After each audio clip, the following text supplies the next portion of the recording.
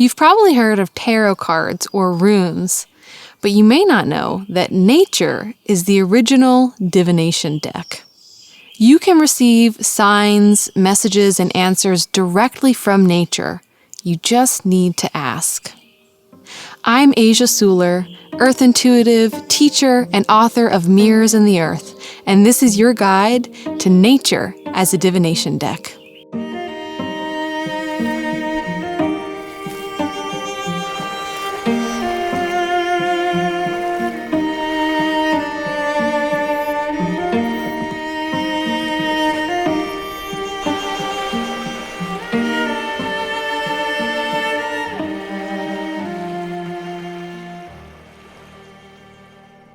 People have been looking to nature for signs and omens since time immemorial. In every culture around the world, there have been practices of looking to nature to receive information and divinatory guidance.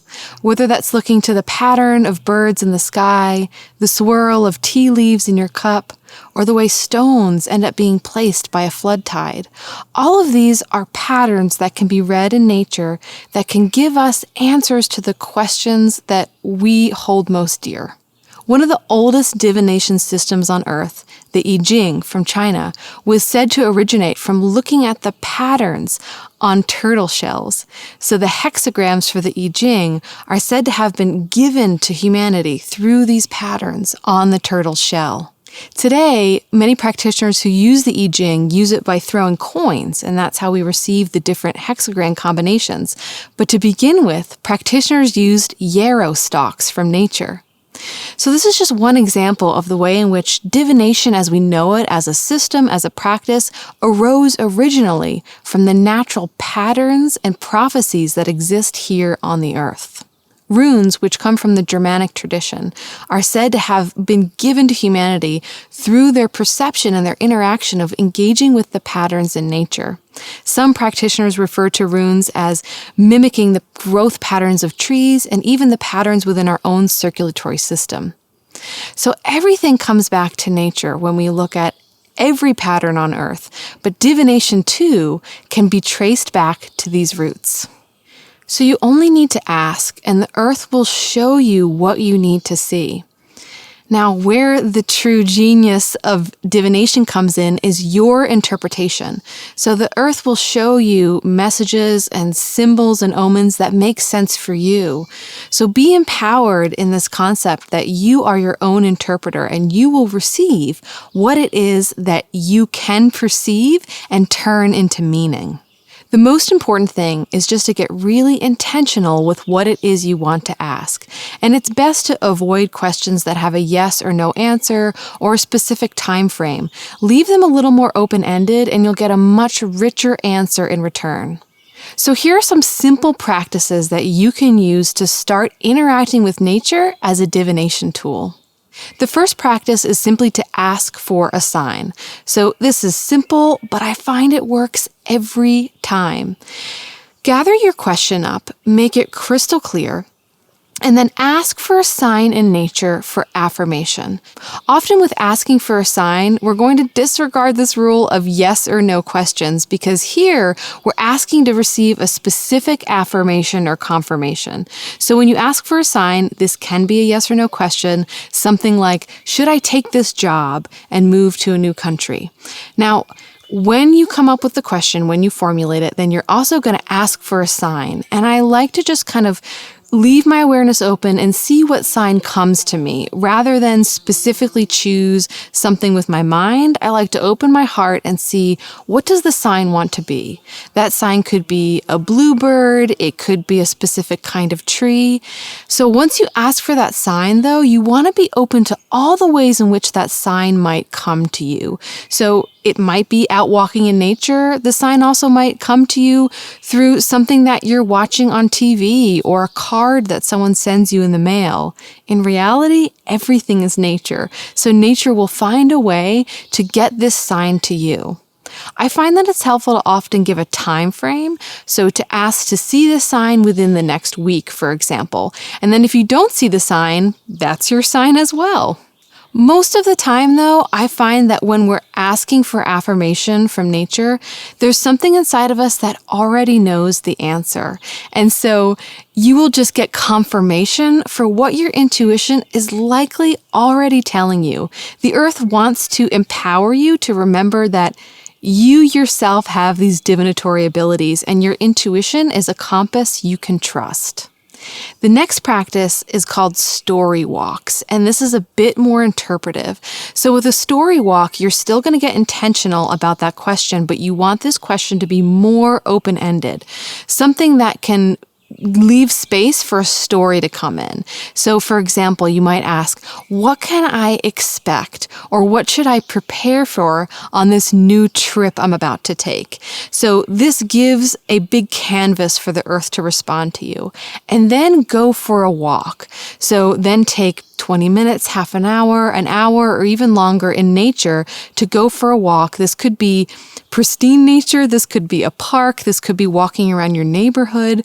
But tell yourself as you go for this walk that everything you experience on that walk is going to be information that's going to come in and show you the story of what you might anticipate in response to your question. So be open to what kind of experiences you have on this walk, and really just stay in tune and in touch with your body, because your body will tell you, is this a sign, or was this just a random thing that happened?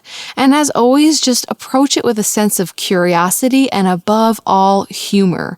So none of this is going to be a doomsday omen or something you need to be scared about, because the reality is that this sense of humor is something that the earth plays with often. So even if you have something challenging or worrisome come up on this walk, really try to have a sense of humor about it and ask yourself, what is the blessing that is coming from this message? What gems of wisdom can I take from this experience or this sign that can be integrated to actually create more wholeness and understanding in my life? So here's a few more divination methods that are traditional in nature and have a long history here on Earth. So the first one is scrying. So scrying is the practice of looking into a reflective surface and seeing what images may arise. So you can scry in a pond, you can scry in a bowl of water, any kind of reflective surface. You could scry in the reflective surface of a stone. One method for scrying is to take a ceramic bowl and hang it over a candle until you get enough soot on the bottom of the bowl that you can then put water in it and create your own black mirror for scrying into. There's many different practices for scrying, but if you feel called to this sort of reflective peering, then you might be able to receive some really potent information from this practice of scrying. So when you scry, just really open your imagination to see what visuals might come up. And as always, stay in tune with your body, because your body will tell you that this is valuable information or this is something you can simply let float on by. Another practice is geomancy, and this is just looking at nature and the patterns in nature to receive the answer to your question. So geomancy can be performed with sand or soil, in the debris left behind from a flood. So get creative here with these concepts of what do you want to look at when you're engaging with this concept of geomancy. So you might even leave something out overnight in your garden and come back the next day and see how it shifted or changed. Those shifts and change can be an answer to your question. The more you can open up your imagination and your awareness, the more rich information you're going to receive. And the last very traditional practice is casting. So this is generally the throwing of items or the casting of items onto the ground or onto a surface, and then reading the patterns that you see there. So some traditional things for casting include kernels of grain or corn, stones, or bones.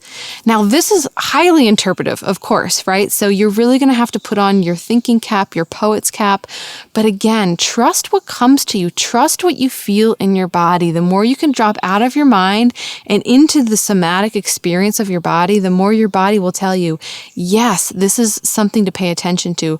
Yes, this interpretation makes sense for me. Because at the end of the day, all of these divinatory omens are coming in to affirm your intuition. What the part of you that is nature already knows to be true. So if you're ready to deepen your relationship with nature and be able to gaze into the divinatory reflection of this world, then definitely check out my book, Mirrors in the Earth.